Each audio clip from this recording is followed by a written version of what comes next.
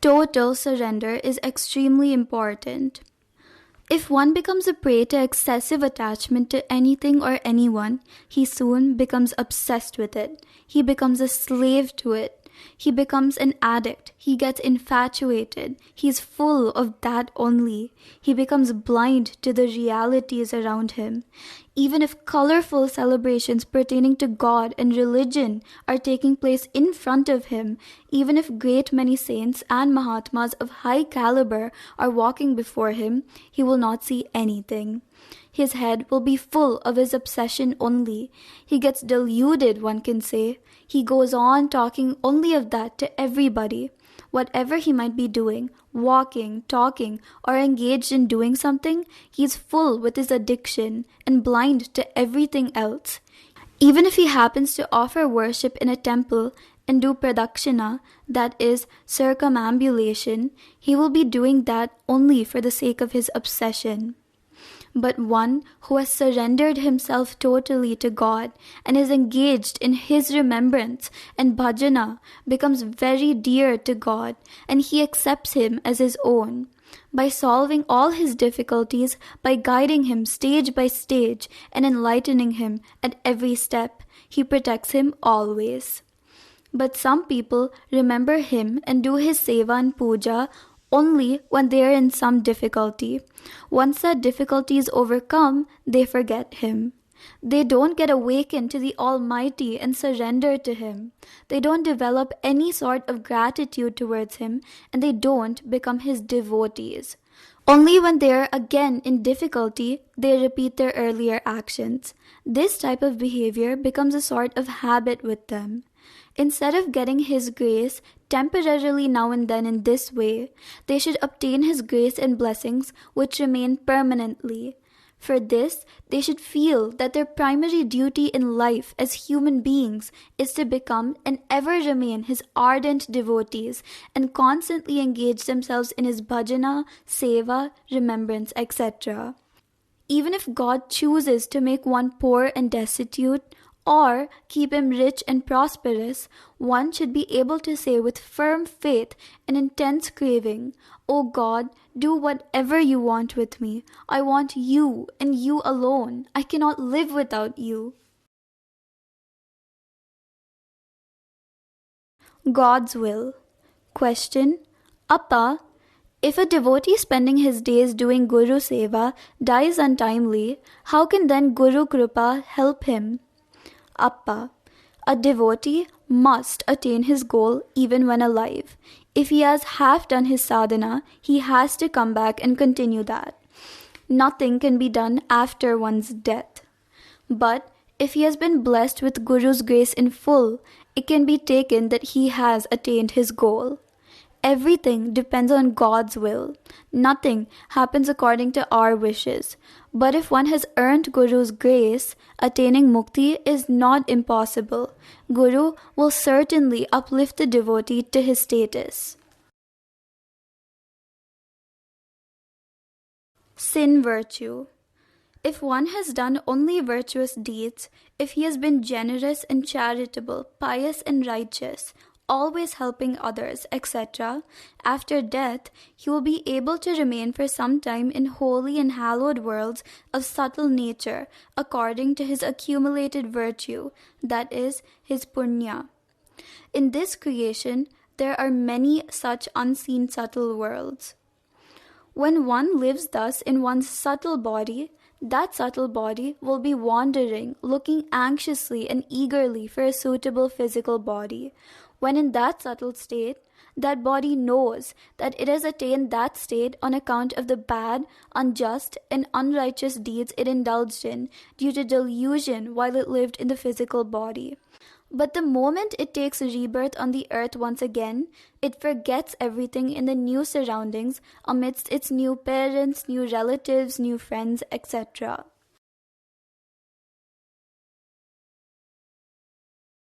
Faith and honest effort necessary. With firm and full faith, If one goes on doing his spiritual sadhana honestly and sincerely, he will assuredly and without any doubt get Guru's grace and blessings. It is enough if a person takes a firm decision to become a devotee and a seeker. Either the Guru will come to him or he will pull the devotee to himself.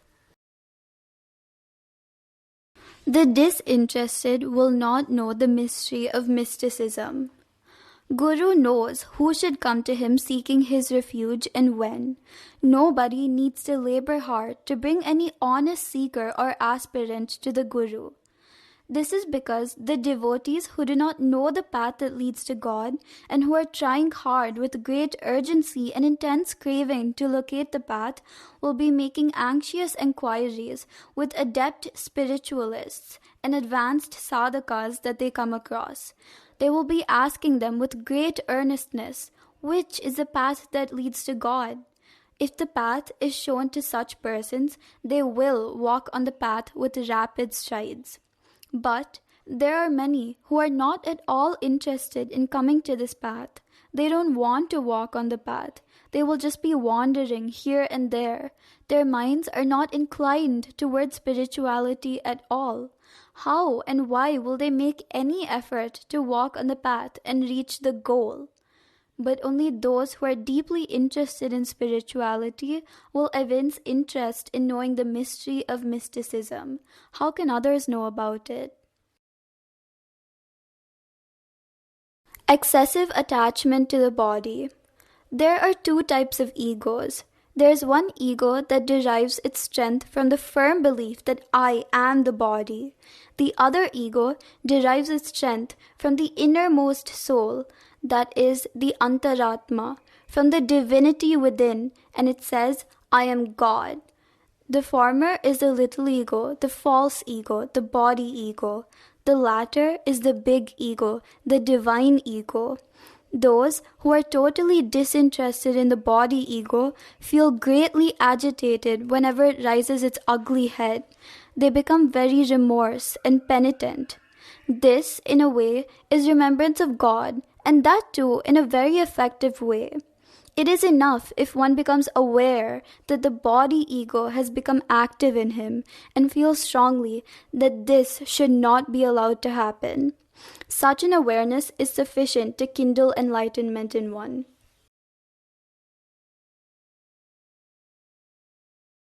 Guru's grace. One should decide after mature thought that he should realize God in this very life. That flame of desire should continuously burn bright and develop into an intense craving. He should also engage himself in serious sadhana with all earnestness. That feeling that I want only the truth and the eternal bliss that emanates from it and nothing else should go on increasing in its intensity. It is only then that all our materialistic yearnings will evaporate and that never-ending list of I want this, I want that will vanish altogether. It is only then that the original desire, I want you and you only, I don't want anything else, takes deep roots, becomes strong and permanent. It is now that we get Guru's grace. Isn't it true that whatever we possess will vanish one day? Our wealth, property, possessions, cash, jewelry, nothing is permanent. Therefore, we should become humble and go on praying to the Guru for his grace and blessings. As the intensity of our prayer increases, the Guru goes on showering his grace and blessings. Imagine how many billions and trillions of human beings must have taken birth, and not everyone is exactly like the other. What glorious and profound artist that Creator must be! Imagine, think, if all were exactly the same, there would have been never-ending chaos and confusion. How great and glorious He is! Is this not the greatest miracle? What more proof do you want that He exists? Like this, if one goes on thinking along the right lines, he will be going nearer and nearer to that truth and reality. Superb sleep. Work hard, exhaust yourself, eat well, and sleep. You will sleep very happily. That is happy sleep, Sukha Nidre. free from all desires and ambitions, being at peace with yourself and the world around, if you enjoy a dreamless sleep, that is special sleep, Nidre. But there is an entirely different sleep, merging in oneself, that is, becoming one with Antaratma, without any wants and don't wants, no worldly thoughts ever peeping in, one's attention riveted to reality, awake in sitting, standing, or in any posture, being utterly alone. This sleep is called superb sleep, Ghana Nidre. This is Yoga Nidre. The state everyone has to reach is this only. When in this state, the feeling that I am in bliss is also not there, because in that state, one alone is. There is no second thing.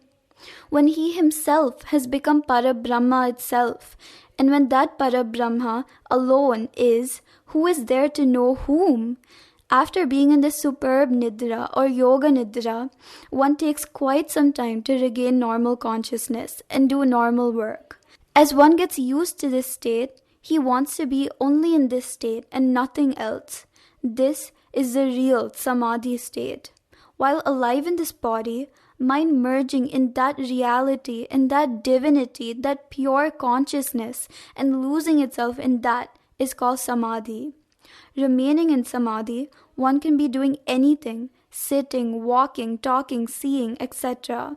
While doing all these things, he will in fact not be doing anything. If he is seeing, he has not seen. If he is eating, he has not eaten. He is totally free from all worldly thoughts and desires. Eyes opened or closed, he will be seeing that only. While walking, if one gets into this state, they call it travel samadhi, that is sanchara samadhi. He can be talking also then. In fact, either by walking or by talking, he wants nothing. There is nothing he wants to get or gain. He doesn't want to please anyone by talking. He doesn't want any praise or glorification from anyone. Samadhi is not just lying down like a corpse, losing one's normal consciousness. They will only be practicing like this to gain one-pointedness in meditation and raising themselves to higher levels of consciousness. But once they become adept, they will remain in the Samadhi state normally also. The sadhana that leads to merger with reality. Even when we are amidst multifarious worldly attractions and amidst numerous peculiar and intricate situations arising out of our many pet possessions like family, house, property, wealth, etc., we should always be remembering God.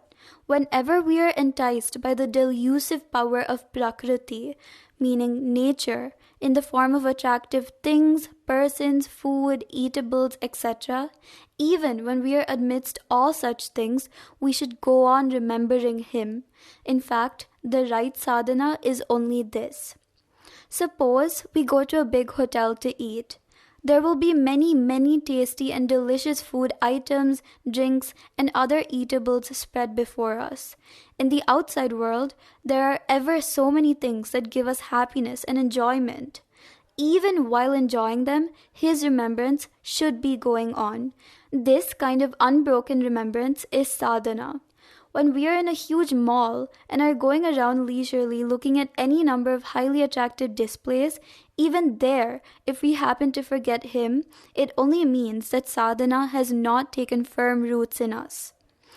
Even when we are happily enjoying a favorite dish of ours, remembrance should automatically be going on within us. Suppose we see something gorgeous and attractive. If we spontaneously exclaim, "Oh, what a bounty from God!"